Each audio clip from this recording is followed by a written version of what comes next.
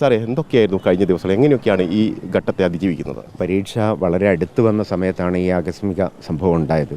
ആ പ്രയാസത്തിൽ ഞങ്ങൾക്ക് ഇതിനെ മറികടക്കാനുള്ള സമയം പോലും കിട്ടിയില്ല. അപ്പോൾ കഴിഞ്ഞ ഒരു ദിവസം കുട്ടികളെ വരുത്തിച്ച് എന്തെങ്കിലും ഒരു നിർദ്ദേശം കൊടുക്കാൻ കഴിയുമായിരുന്നില്ല. അതുകൊണ്ട് ക്ലാസ് വൈസ് ഞങ്ങൾ ഓൺലൈനായിട്ട് ക്ലാസ് ഗ്രൂപ്പുകളുണ്ട്. ക്ലാസ് ഗ്രൂപ്പുകൾ വഴി ഓൺലൈനായിട്ട് എല്ലാ കുട്ടികളെയും ഞങ്ങൾ ബന്ധപ്പെടുകയും അവർ മീറ്റിംഗ് വെക്കുകയും കുറച്ച് കൂടുതൽ പ്രയാസം പറയുന്ന കുട്ടികളുണ്ടായിരുന്നു.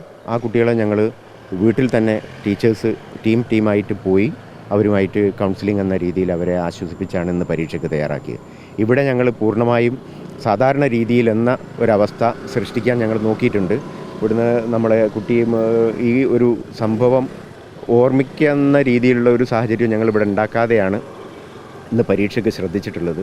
പോലീസ് ഇവിടെ വന്നിരുന്നു. അവരോട് തന്നെ ഞങ്ങളോട് സൗകര്യപൂർവ്വം ഒന്ന് മാറി നിൽക്കാൻ പറഞ്ഞു. അവരത് സഹകരിച്ചിട്ടുണ്ട്. അതുപോലെ ഞങ്ങൾ കുറച്ച് പ്രയാസങ്ങളൊക്കെ വന്നിട്ടുണ്ട്. അതുകൊണ്ട് അതേപോലെ ഞങ്ങൾക്ക് ഔദ്യോഗിക നിർദ്ദേശമുണ്ട്, ഒരു കാരണവശാലും ആരും തന്നെ പരീക്ഷയുടെ പ്രൈവസിയെ അതിൻ്റെ സീക്രസിയെ ബാധിക്കുന്ന രീതിയിലുള്ള ഒന്നും ക്യാമ്പസിൽ ഉണ്ടാകരുതെന്നുള്ള നിർദ്ദേശമുണ്ട്. ഞങ്ങൾ അധ്യാപകരാണ്. കുട്ടികളെ ക്ലാസ്സിലേക്ക് ഇരുത്തിയതിന് ശേഷം ഇപ്പോൾ ബെല്ലടിച്ചതിന് ശേഷം ഞങ്ങൾക്ക് ഇവിടെ നിൽക്കാൻ പറ്റില്ല. ഡ്യൂട്ടി ഇല്ലാത്ത 3-4 അധ്യാപകരേ ഉള്ളൂ. ഞങ്ങൾ പുറത്തേക്ക് മാറി നിൽക്കുകയാണ്. ഇനി ഇത് പരീക്ഷ കഴിയുന്നതിന് ശേഷം ഇവരെല്ലാവരെയും ഞങ്ങൾ ബസ്സിൽ കയറ്റിയിട്ട് മുഴുവൻ കുട്ടികളെയും സ്കൂൾ ബസ്സിൽ തന്നെ കയറ്റി വിടാനാണ് ഉദ്ദേശിക്കുന്നത്. അല്ലാതെ പുറത്തേക്ക് പോയി വേറെ ഏതെങ്കിലും വിഷമകരമായ സാഹചര്യം ഒഴിവാക്കാൻ വേണ്ടിയിട്ടാണ് മുഴുവൻ കുട്ടികളും ക്യാമ്പസിൽ നിന്ന് തന്നെ ഞങ്ങൾ സ്കൂൾ ബസ്സിൽ കയറ്റി വിടും. മാതൃകാ പരീക്ഷ എഴുതിയ അതേ ബെഞ്ചിൽ തന്നെയാണ് ഇപ്പോൾ ഷഹബാസിൻ്റെ പേര് എഴുതി വെച്ചിരിക്കുന്നത്, നമ്പർ എഴുതി വെച്ചിരിക്കുന്നത്. ആ ഒരു ശൂന്യത എങ്ങനെയാണ് സ്കൂളിലെ കുട്ടികൾ അതിജീവിക്കുന്നത്?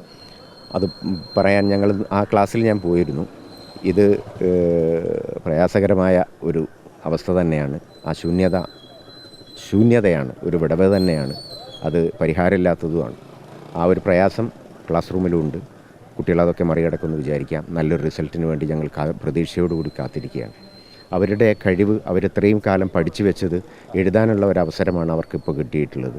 അത് ഒരു പ്രയാസമില്ലാത്ത രീതിയിലാക്കുക എന്നുള്ളത് അധ്യാപകരായ ഞങ്ങളുടെ ചുമതലയാണ്. അത് ആണ് ഞങ്ങൾ ചെയ്തുകൊണ്ടിരിക്കുന്നത്. അതിനാണ് വേണ്ടിയാണ് ഞങ്ങൾ പരിശ്രമിച്ചുകൊണ്ടിരിക്കുന്നത്.